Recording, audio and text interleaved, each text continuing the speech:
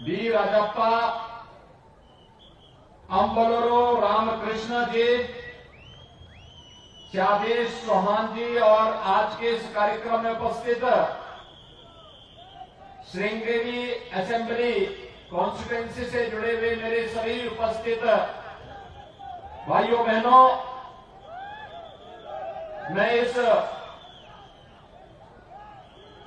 धरा को नमन करते हुए आप सबका हृदय से अभिवादन करता हूं। भाइयों बहनों, हम सब जानते हैं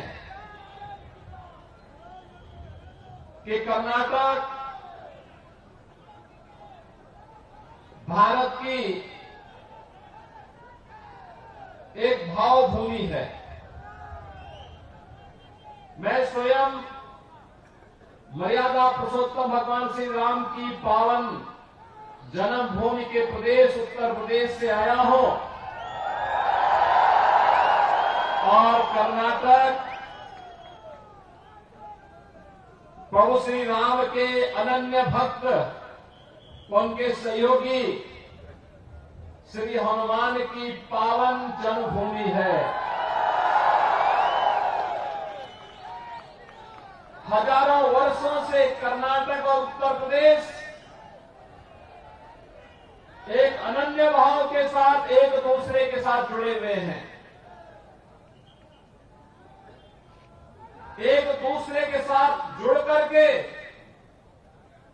एक भारत श्रेष्ठ भारत की परिकल्पना को साकार कर रहे हैं। लेकिन भाइयों बहनों, जिन्हें एक भारत श्रेष्ठ भारत अच्छा नहीं लगता, आज वे सभी कहीं न कहीं एक और कर्नाटक में पीएफआई जैसे संगठनों को उन्मुक्त करके समाज विरोधी और राष्ट्र विरोधी गतिविधियों को आगे बढ़ाने के लिए प्रोत्साहित करने का कार्य कर रहे हैं और दूसरी ओर राष्ट्रवाद के लिए समर्पित अपनी सामाजिक सेवा के लिए जग विख्यात श्री हनुमान के अनन्य सेवक के रूप में बजरंग दल को बैन करने की बात करते हैं। बजरंग दल को बैन करने का मतलब कांग्रेस के द्वारा सीधे सीधे हिंदू आस्था के साथ खिलवाड़ करने का प्रयास हो रहा है और कोई भी हिंदू समाज का नागरिक इसे बर्दाश्त नहीं कर सकता, इसे स्वीकार नहीं कर सकता है। और इसीलिए आज मैं आपके पास आया हूं आपसे अपील करने के लिए।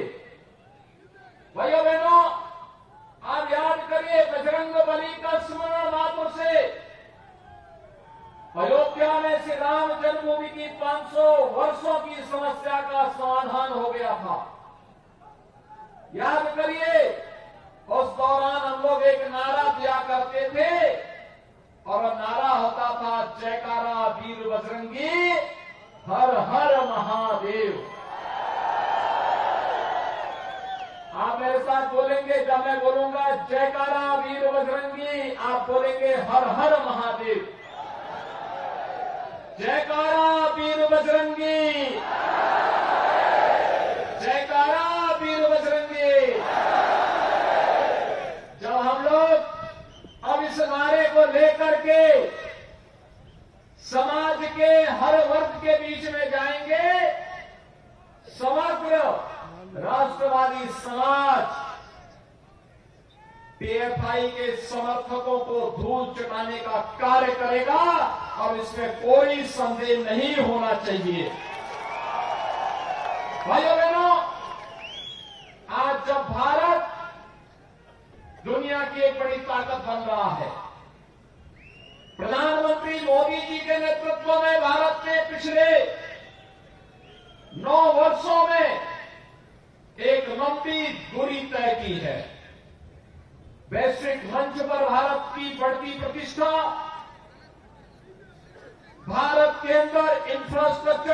गवर्नमेंट के हो रहे कार्य, कहीं हाईवे, कहीं रेलवे, कहीं एयरपोर्ट, कहीं आईआईटी, कहीं आईआईएम, कहीं साइंस सिटी, इन सब का निर्माण युद्ध स्तर पर हो रहा है।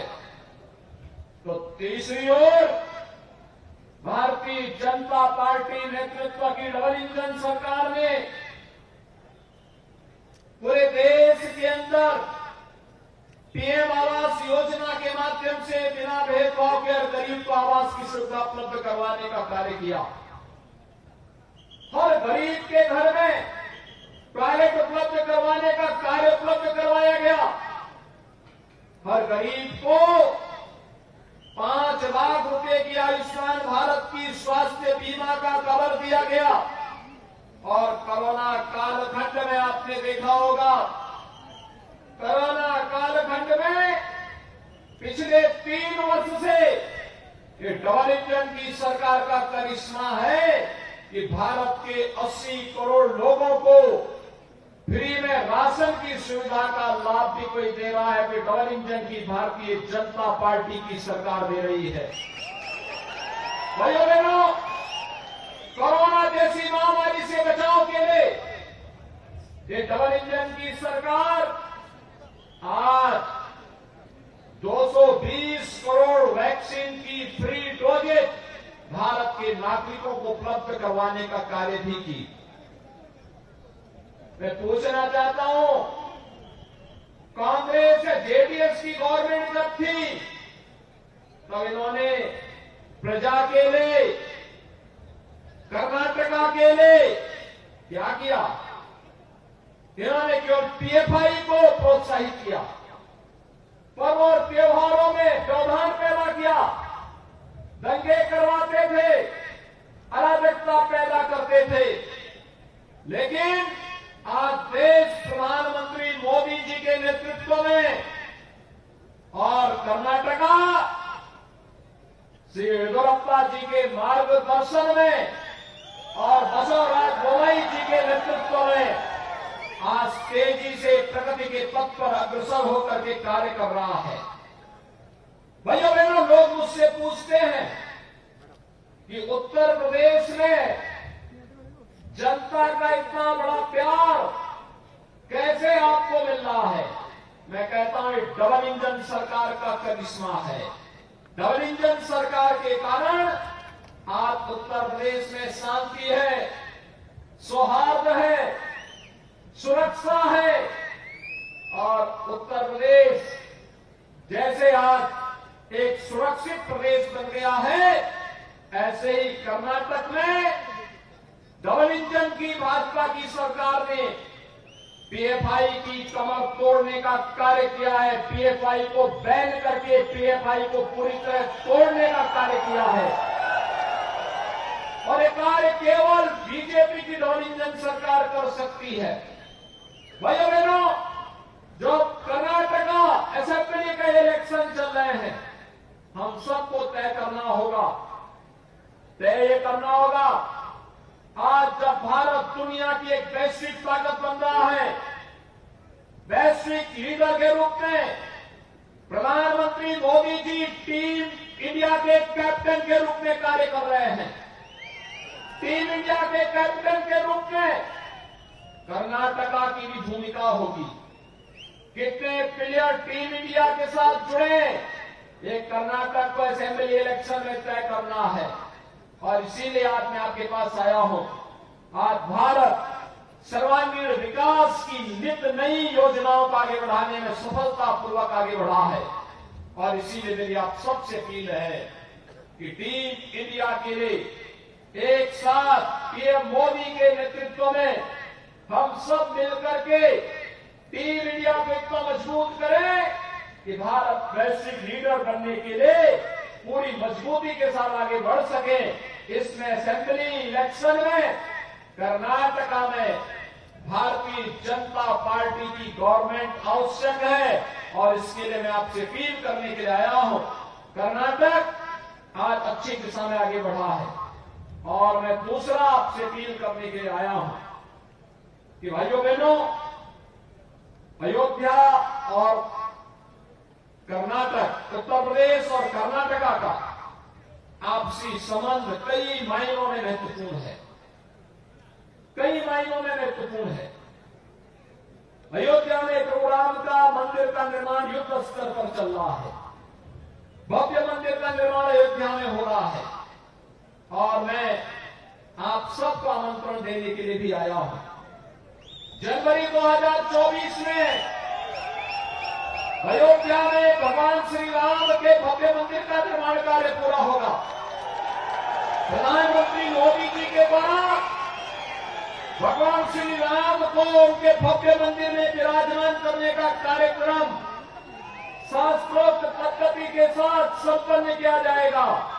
सैकड़ों वर्षों के इंतजार को समाप्त किया जाएगा और उसमें मैं अपने बजरंगबली हनुमान के राज्य कर्नाटका की जनता जनार्दन को आमंत्रित करने के लिए आया हूं।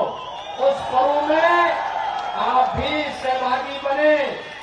प्रभु राम का यह सेवक आपकी सेवा के लिए, आपके स्वागत के लिए उत्तर प्रदेश में इंतजार करेगा। इस दृष्टि से आपको आमंत्रण देने के लिए आज मैं यहां पर आया हूं।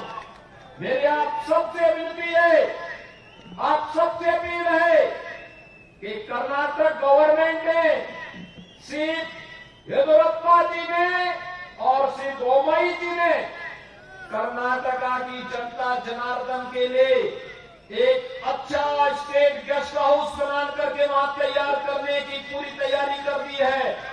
उत्तर प्रदेश गवर्नमेंट लैंड उनको उपलब्ध करवा चुकी है और कर्नाटका का स्टेट गेस्ट हाउस अयोध्या में बहुत शीघ्र बनकर के तैयार होने वाला है। उस दृष्टि से कर्नाटका के वासियों को वहां पर रह करके किसी भी प्रकार की चिंता की कोई आवश्यकता नहीं पड़ेगी। आज के इस अवसर पर एक बार फिर से मैं आप सबसे अपील करने के लिए आया हूं। श्रृंगेरी एक पावन धाम है, आदि गुरु शंकराचार्य की पावन पीठ है, अनेक देव मंदिरों का एक महत्वपूर्ण स्थल है और साथ ही साथ ऋषि सिंह का भी यहां का एक महत्वपूर्ण स्थल है और इस देश से यहां पर भारत की सनातन आस्था का सम्मान करने वाला प्रत्याशी विजयी बनना चाहिए और इस देश से भारतीय जनता पार्टी के प्रत्याशी श्री DN शिवराज को भारतीय जनता पार्टी ने प्रत्याशी बनाकर के आपके बीच में डाला है। भाइयों बहनों, DN शिवराज को भारी बहुमत से विजयी बनाने की अपील आपसे करने के लिए मैं आया हूं। आप सभी लोग DN शिवराज को भारी बहुमत से विजयी बनाएंगे। सभी लोग तैयार हैं?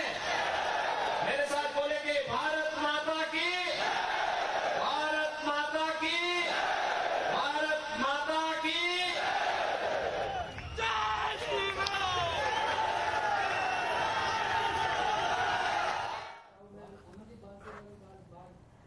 तो कोपा से सीएम योगी आदित्यनाथ को आप सुन रहे थे, जिन्होंने कई बड़ी बातें कही और कहा कि जनता कांग्रेस पार्टी को सबक सिखाएगी और अयोध्या में राम मंदिर बन रहा है उसका भी सीएम ने जिक्र किया और बजरंगबली के भक्त अयोध्या आएंगे और डबल इंजन की सरकार जरूरी है, तो ऐसे में सभी से बीजेपी के पक्ष में वोट करने की अपील भी सीएम योगी आदित्यनाथ ने की और कहा कि कांग्रेस पार्टी को जनता सबक सिखाएगी और ऐसे में कर्नाटक की जनता को अयोध्या के लिए आमंत्रित भी किया और कहा कि सभी हनुमान भक्त अयोध्या जरूर आएंगे।